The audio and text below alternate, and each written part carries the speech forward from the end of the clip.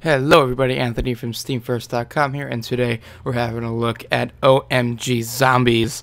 We're going to look at the main menu, of course, like always. You can see right here, it is very cool. It's like a graphic novel almost. It's really nice.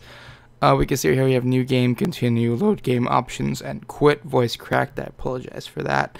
Probably wouldn't have noticed if I didn't say anything. But anyway, a new game, continue, load game is pretty straightforward. As is quit, we'll look at the options. The options are cool. They kind of fit everything onto one screen. You can put your resolution here, full screen, windowed, and you can rebind your keys, choose if you want to use a controller or not, and it tells you what controllers and stuff you have.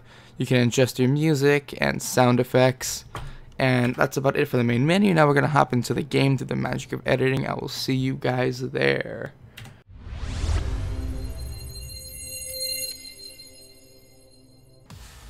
Chain reactions are always fun, right? Explosions, even cooler.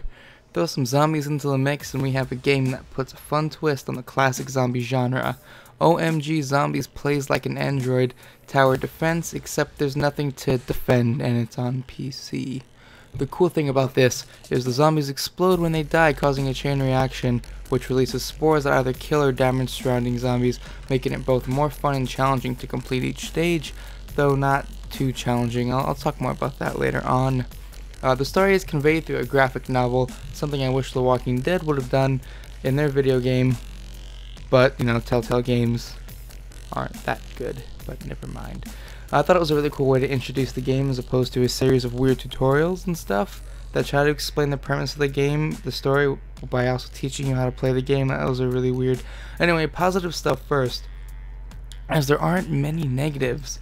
The gameplay is solid. You play as a police officer who's immune to a zombie virus that causes the infected to explode on death. Said explosions release spores to nearby enemies, also killing or damaging them, which I said a couple seconds ago.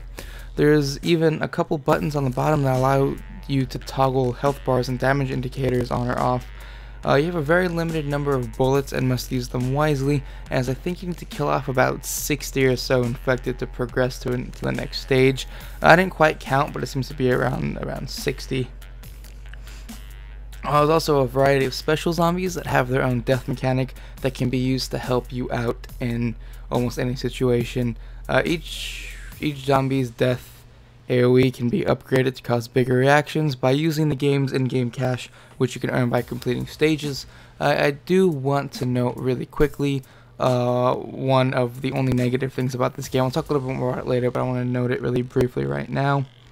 It's really violent, like probably not even suitable for people in my age group, but still mild in comparison to like GTA, in the sense that it's just exploding zombies and blood splatter, not shooting a cop in the head after beating him with his own baton in a really up close and personal way. Moving on, these chain reaction games are always luck based. This one is no exception. In fact, it feels more so. Some special infected have a death effect where they fire a projectile in a random direction that only seems to be helpful 13% of the time. Another has a beam of lightning that it uses to shock nearby enemies to death before dying itself. That also hardly seems useful. Every enemy walks really painfully slowly, which makes waiting for the right moment to strike a chain reaction almost impossible, whereas other times in other stages you can complete the level in one go just by pure accident, though the later stages make it so accidental victories are less likely. It's a game based solely on luck and patience, and it's pretty easy to see why this probably won't be the most popular game ever. Patience and luck don't make the most engaging games. But personally, I don't mind. I really like this game. I'm probably playing it as this video renders. In conclusion, because I want to keep these really short, the graphics are drawn in a really cool way. They're almost all in grayscale except for the blood.